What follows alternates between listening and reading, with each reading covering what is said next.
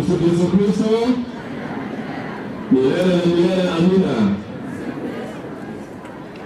Kwanza nitambue mgeni wa heshima Baba Askofu Mairuna kwa juhudi ambazo umefanya kuhakikisha kwamba eneo hili limepata parokia ambayo ni mtoto amezaliwa leo. Mnabaha?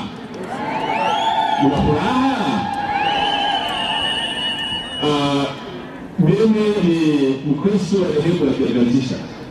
Kwa hivyo leo ni siku ya kupumzika, na imekuwa siku nzuri ya kuja hapa kwa kushuhudia uzao wa mtoto. Tutaendelea kumchunga mara kwa mara. Tumekuja hapa katika shughuli za kuchangia hii parokia, na nataka kushukuru na kupongeza viongozi na wale wasimamizi ambao wamehakikisha kwamba imejengwa hii hapa. Pili, ningependa pia kumpongeza Padri Ombonyi ambaye ameteuliwa kuongoza kanisa hili kwa kuombea kwa shughuli zako za uinjilisti na ibada na kulisha watoto wa Mungu.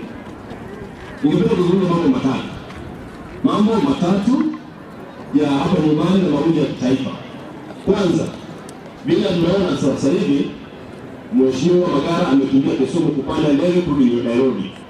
Mheshimiwa Lindi, hapa tuna uwanja wa ndege hapa juu. Ukiangalia tangu serikali ya Mzee Kibaki na serikali ya Rais mstaafu Uhuru Kenyatta, zaidi ya bilioni 2 zilitolewa katika ujenzi huo. Lakini kuna viongozi ambao wameleta cheche nyingi, mpaka juzi rais akasema kwamba amerecommission uwanja.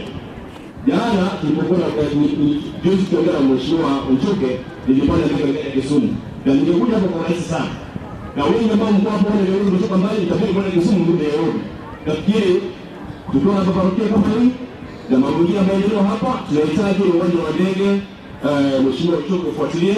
Mheshimiwa Ngini ndiye mwenyekiti wa mambo ya fedha, aweze kuangalia mambo ya bajeti, tuongeze pale, na wale ambao walitumia pesa vibaya wafuatiliwe. Mmoja Mheshimiwa Nchuke kama ndio anachelewa mbele yetu tamwachi. Msikia wao wanasema kwa hiyo pili, shule yetu ya umma sababu kuzidi parokia kwa pale, lakini haikuweza pale. Kwa sababu parokia kwa hapa tunaomba iwekewe pesa za kutosha iweze kukamilika.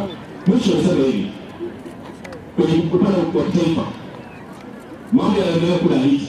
Umeona vile imekuwa waziri mkuu haruhusiwi kurudi nchi yake, lakini sisi hapa tunasema kwa kupeleka watoto wetu polisi wale pale. Tunaomba rais aweze kubadilisha mawazo yake. Mheshimiwa Lindi wewe rafiki yake, mwambie kubadilisha mawazo ni mazuri.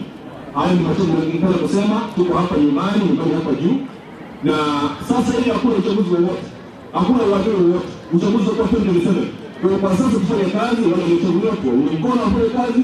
Mheshimiwa Nchuke afanye kazi yake, akikosa tukosoe, na wale wengine na tuombee pia kaunti yetu.